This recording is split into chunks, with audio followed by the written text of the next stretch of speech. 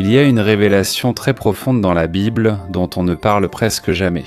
Même si cela est écrit depuis longtemps, cela reste comme caché aux yeux de la plupart des gens. Dans les pages des Écritures, il y a des indices sur des êtres qui existaient avant même qu'Adam ne vive. Des êtres qui étaient déjà là alors que les étoiles venaient tout juste de naître. En fait, ce sont les témoins du premier son qui a façonné les mers. Ce sont eux qui ont observé les premières montagnes s'élever lentement de la terre. Mais la question est, qui sont-ils ? Pourquoi sont-ils rarement mentionnés dans les sermons à l'Église aujourd'hui ? Et qu'est-il arrivé à ces créatures ? C'est ce que nous allons découvrir. Mais avant de commencer, n'oubliez pas d'aimer cette vidéo. C'est très important pour nous, les créateurs de contenu. Merci beaucoup et maintenant, commençons. Le début de notre voyage se trouve dans le livre de Job, l'un des livres les plus anciens et les plus mystérieux de la Bible. Ici, Dieu parle directement à Job, montrant à quel point la compréhension humaine est limitée lorsqu'il s'agit de la création du monde. Dieu dit, selon Job chapitre 38, versets 4 à 7, « Où étais-tu quand j'ai posé les fondations de la terre, quand les étoiles du matin chantaient ensemble, et que tous les fils de Dieu poussaient des cris de joie ?» Dans ces quelques versets, il y a un détail qui passe souvent inaperçu. Avant que l'humanité ne soit créée, il y avait déjà ceux qu'on appelait les fils de Dieu. Ils ne sont pas le fruit de l'imagination. Ils sont clairement mentionnés comme témoins du tout début. Ils n'étaient pas simplement présents. Ils se sont réjouis. Ils ont chanté ensemble pendant que Dieu séparait les eaux, élevait la terre et organisait l'ancienne forme chaotique du monde. Ils étaient prêts comme une assemblée spirituelle. Ils observaient pendant que le Créateur posait les fondations de la réalité. Leur apparence n'est pas décrite en détail dans la Bible. Il n'y a pas de description claire de leur apparence. Mais une chose est certaine, ils existaient déjà, étaient des conscients et avaient accès à la présence même de Dieu. Ils ont vu chaque étape de la création, comme s'ils assistaient à une œuvre divine que l'humanité n'avait pas encore contemplée. C'est un aperçu bref, mais extrêmement puissant d'une histoire beaucoup plus vaste, une histoire bien plus grande que ce qui est généralement enseigné à propos de la création. Et cette révélation soulève des questions sur l'origine véritable de toute chose. Si l'homme n'était pas le premier témoin, s'il y avait des créatures avant nous, quel était leur rôle dans le grand dessein de Dieu ? Et c'est ici que commence vraiment la partie la plus profonde de l'histoire. Beaucoup croyant que le livre de la Genèse est le véritable commencement de tout. Mais si l'on se base sur ce qui a été dit, l'image est en réalité bien plus vaste. Cela montre qu'avant même l'arrivée de l'homme, il existait déjà un ordre spirituel conscient. Un monde d'êtres qui étaient déjà là et ont été témoins de l'arrivée de l'humanité. Les anciens Hébreux le savaient. Dans les anciens textes, l'existence de ces êtres est clairement reconnue. Mais au fil des siècles, cette partie de l'histoire semble avoir été progressivement édulcorée. Certains détails ont été oubliés. Certains aspects n'ont plus été mis en avant. Et d'autres n'ont tout simplement plus été évoqués. Cela soulève donc la question, pourquoi de nombreux chercheurs évitent-ils d'approfondir ce sujet ? Pourquoi entendons-nous rarement parler des fils de Dieu qui ont été témoins de la naissance du monde ? Peut-être parce que cette histoire ouvre sur des vérités qui élargissent davantage notre compréhension de la création, des dimensions spirituelles qui vont au-delà de ce que l'homme peut immédiatement comprendre. La Bible suggère qu'il existe déjà une hiérarchie céleste, une communauté spirituelle active qui agit depuis le tout premier instant de la création du cosmos. Et c'est là que surgissent des questions inévitables. S'il y avait des fils de Dieu avant Adam, quel était leur rôle ? Comment sont-ils liés au Créateur ? Et pourquoi ne sont-ils mentionnés que furtivement ? On dirait des fragments d'une histoire plus vaste qui n'a pas encore été entièrement révélée. Plus on examine ces versets, plus on remarque les vides intentionnels. C'est comme si certaines parties de l'histoire de la création avaient été délibérément laissées dans l'ombre. Peut-être parce qu'à une certaine époque, l'humanité n'était pas encore prête à comprendre ce genre de révélation. Mais lorsque chaque détail est rassemblé, la forme d'une réalité plus vaste émerge peu à peu. Une histoire qui va au-delà de ce qui est habituellement enseigné. Un récit qui inclut des êtres célestes, des témoins de la naissance du monde physique. Ils ont peut-être joué un rôle dans le plan de Dieu avant même l'arrivée du premier homme sur Terre. Mais la question est-ce la seule fois où ces mystérieuses créatures apparaissent dans les Écritures ? Ou existe-t-il d'autres versets qui cachent silencieusement des indices plus profonds sur leur identité, leur but et leur influence dans le monde spirituel? Cela pourrait surprendre même les érudits chevronnés. Car ce qui est mentionné dans Job chapitre 38 n'est pas unique. Ils apparaissent à plusieurs reprises dans la Bible. Et toujours dans des moments importants, cela montre qu'ils occupent un rang élevé et qu'ils ont une proximité particulière avec le Créateur. Et dans les tout premiers chapitres de la Bible, nous trouvons l'une des mentions les plus intrigantes à leur sujet, que l'on retrouve dans la Genèse chapitre 6, versets 1 à 2 selon le passage. Lorsque les hommes commencèrent à se multiplier sur la face de la terre et que des filles leur furent nées, les fils de Dieu virent que les filles des hommes étaient belles, et ils prirent pour femmes celles qu'ils choisirent parmi elles. En seulement quelques lignes, une porte s'ouvre soudainement vers un mystère plus profond. Une scène qui suggère une connexion entre le monde spirituel et le monde physique, et qui annonce des événements qui vont changer le cours de l'histoire de l'humanité. Ici, nous voyons plus clairement que les fils de Dieu n'existaient pas seulement avant l'établissement définitif de l'humanité, mais qu'ils ont également interagi directement avec le monde physique. Selon le texte, ils ont vu la beauté des femmes humaines et se sont unis à elles. Et ici, une question se pose naturellement. Ces êtres étaient-ils purement spirituels, ou bien avaient-ils une forme capable de se déplacer entre les dimensions, pouvant entrer dans le monde matériel et interagir avec les humains ? La Bible ne répond pas directement à cette question, mais il y a suffisamment d'indices pour réfléchir au fait que leur nature est plus complexe que ce qui est généralement enseigné. Si nous revenons au livre de Job, il y a une autre scène qui renforce encore cette image.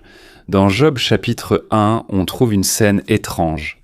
Selon le verset, il arriva un jour où les fils de Dieu se présentèrent enfin devant le Seigneur, et Satan était avec eux.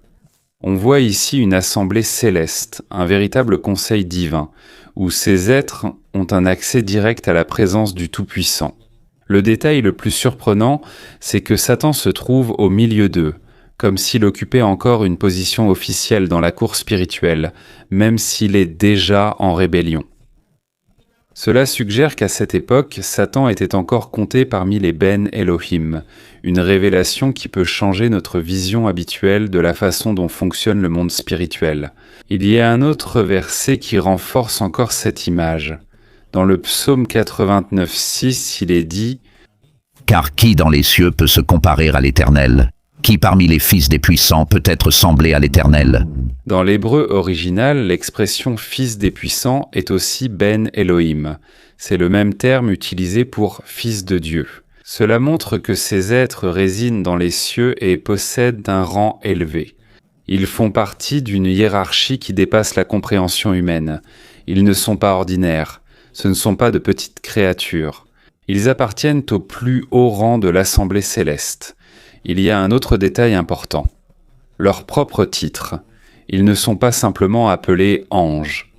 On les appelait fils de Dieu, une appellation qui semble indiquer une nature différente, peut-être supérieure par rapport aux anges messagers que nous voyons souvent dans les récits bibliques. Cette idée réapparaît dans Daniel 3:25, lorsque Nabuchodonosor a vu les 3 Hébreux marcher sans être brûlés dans la fournaise ardente, il a dit « Et l'apparence du 4e ressemble à un fils des dieux. » Beaucoup de traductions affaiblissent cette phrase, mais dans la langue originale, elle fait à nouveau référence à un être classé parmi les fils de Dieu. Lorsque tous ces versets sont réunis, le schéma est clair.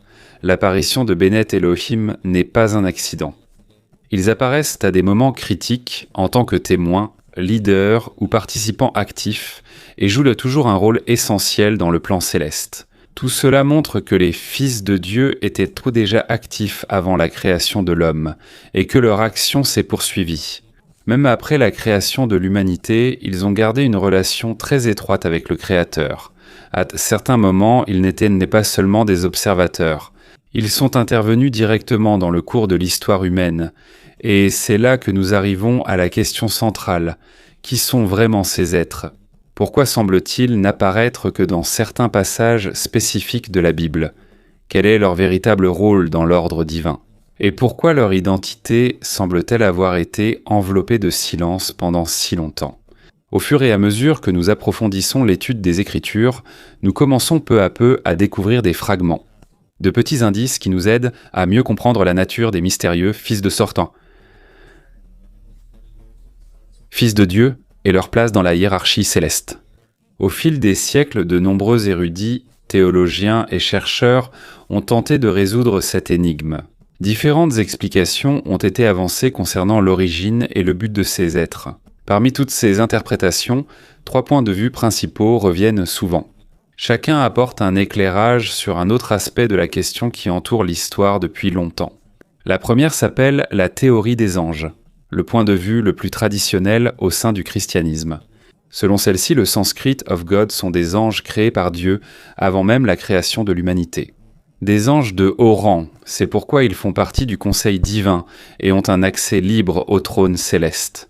Le livre d'Enoch, bien qu'il ne soit pas considéré comme canonique par de nombreuses de traditions, renforce cette idée à travers l'histoire de ceux qu'on appelle les veilleurs, des anges qui sont descendus sur terre et ont pris des femmes humaines pour épouses.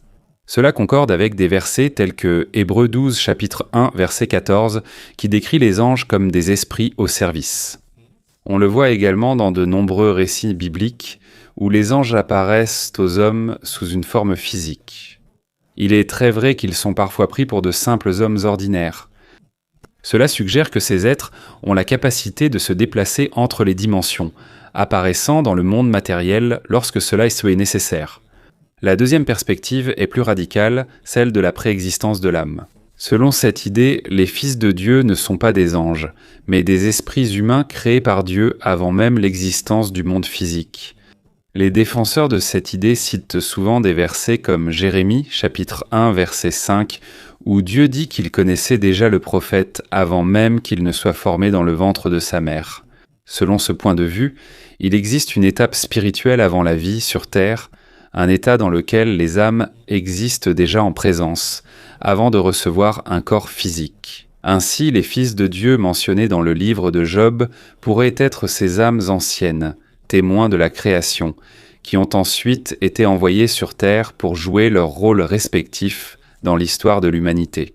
Et en étudiant ces points de vue, il devient de plus en plus clair que la question des fils de Dieu n'est pas simplement une question de nom ou de titre, mais constitue une clé pour une compréhension plus profonde de la structure spirituelle. C'est la réalité décrite par la Bible, et les possibilités ne s'arrêtant pas là. Il existe un autre point de vue qui approfondit encore davantage le mystère, et c'est ce que nous allons aborder ensuite. La troisième perspective s'appelle la théorie de l'intervalle. Et c'est celle qui offre l'explication la plus profonde et la plus spectaculaire sur l'origine de ces créatures. Selon cette idée, avant même la création d'Adam, il y avait déjà une création antérieure. Un monde ancien existait, mais il a été détruit avant la scène décrite dans la Genèse 1-2. Dans cette lecture, le mot hébreu « tohu-vohu », généralement traduit par « informe et vide », ne signifie pas le tout début de toute chose, mais plutôt le résultat d'une grande destruction, un cataclysme qui a laissé le monde dans un état de ruine et de chaos.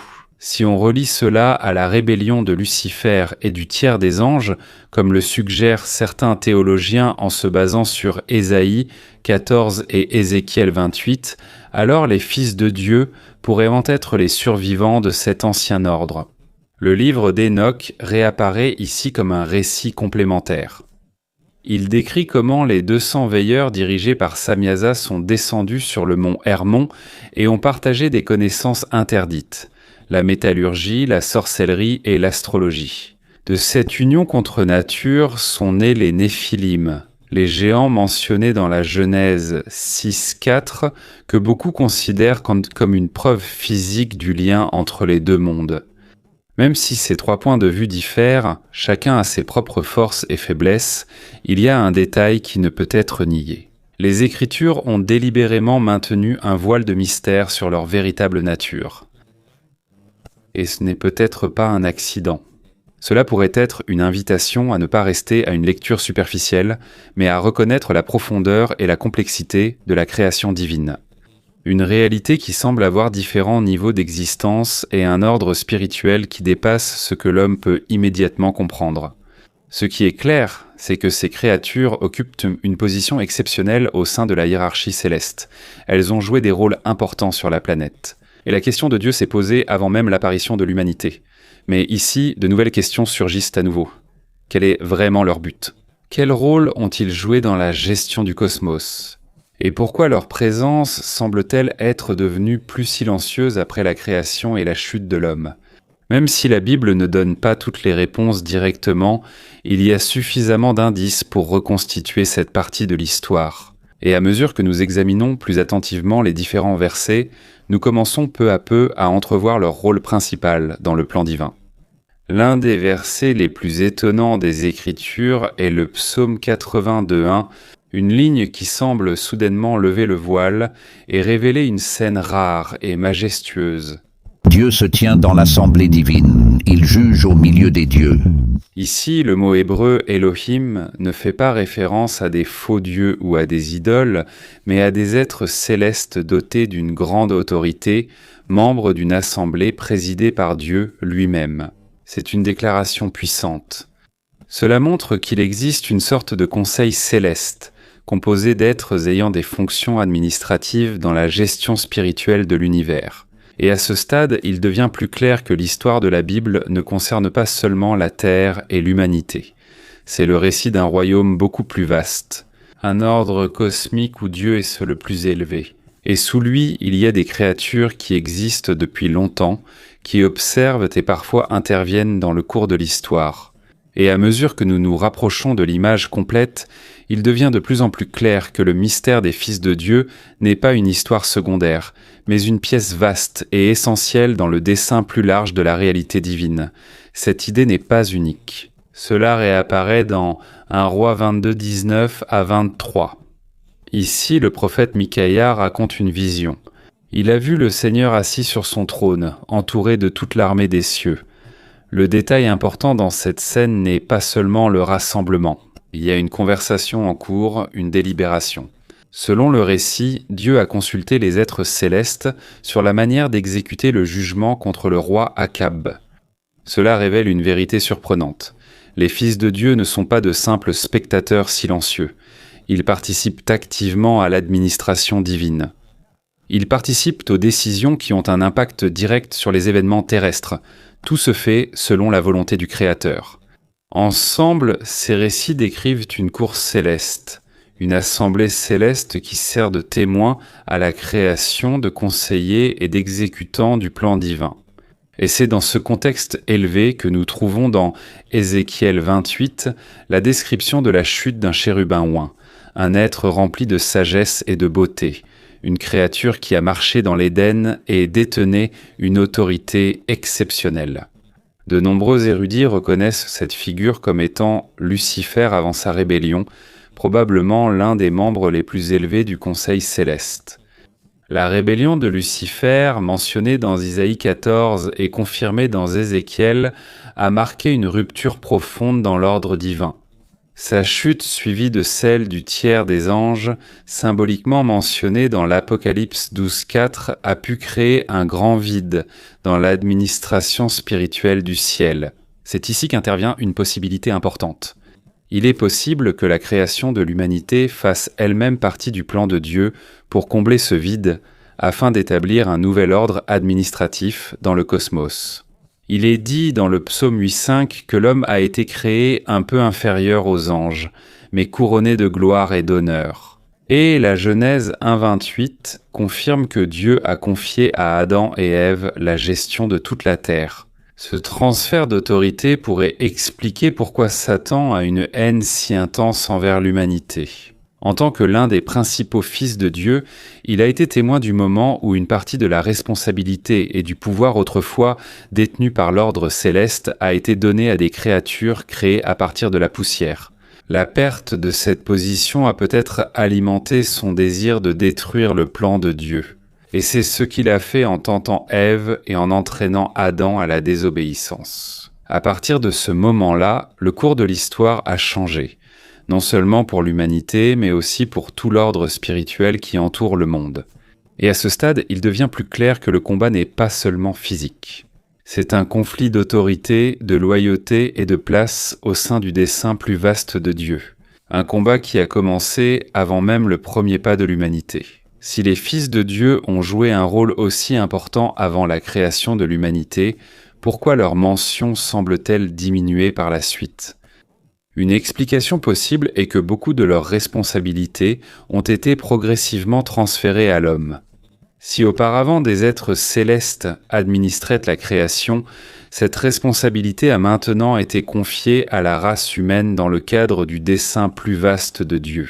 Dans ce nouvel ordre, même si l'interaction directe de ces êtres avec le monde physique a diminué, elle n'a pas complètement disparu. Ici, nous voyons que la chute de l'homme n'est pas seulement une tragédie morale ou spirituelle sur Terre. C'est aussi un coup dur pour le plan de Dieu d'établir l'humanité comme le nouveau gardien de la création. Et ici, la question revient. Les créatures qui étaient autrefois si actives et puissantes ont-elles complètement disparu après la rébellion de Lucifer et la chute de l'homme ? Ou bien continuent-elles d'agir, silencieusement mais efficacement, derrière le cours de l'histoire ? Les Écritures suggèrent que leur influence ne s'est pas arrêtée. Elle a seulement changé de forme. On peut le voir dans Daniel 10.13, une révélation extraordinaire. Un messager céleste a raconté qu'il a été retenu par le prince du royaume de Perse pendant 21 jours jusqu'à ce que Michaël, appelé l'un des principaux princes, vienne l'aider. Ce verset montre qu'il existe des êtres spirituels liés aux nations et au gouvernement, des êtres qui possèdent une autorité invisible sur de vastes régions du monde. Ces princes spirituels semblent appartenir à l'ancien ordre des fils de Dieu, et il était possible que certains d'entre eux aient rejoint la rébellion de Satan. Cela explique pourquoi le messager céleste a rencontré une forte opposition, et pourquoi l'intervention de Michaël a été nécessaire. La description de Michaël comme l'un des princes principaux indique un rang très élevé, l'un des fils de Dieu qui sont restés fidèles au Créateur. Son rôle dans la guerre spirituelle montre une hiérarchie complexe et active qui agit au-delà de ce que l'homme peut percevoir. Cette interprétation devient encore plus solide lorsque nous examinons Éphésiens 6.12 selon Paul, « Car nous n'avons pas à lutter contre la chair et le sang, mais contre les principautés, contre les puissances, contre les dominateurs de ce monde de ténèbres, contre les esprits méchants dans les lieux célestes. » Ici, l'apôtre décrit clairement une guerre invisible, un conflit composé de différents niveaux d'autorité spirituelle, des êtres qui continuent d'exercer une influence sur le monde humain de manière profonde et souvent inaperçue. Ce verset renforce l'idée que même si Dieu a confié à l'humanité la gestion de la terre, la bataille spirituelle n'a jamais cessé. C'est un conflit continu entre les fils de Dieu qui sont restés fidèles et ceux qui ont choisi la rébellion. Et les termes utilisés dans les Écritures ne sont pas simplement des titres symboliques. Ils indiquent des niveaux clairs d'autorité dans le monde spirituel.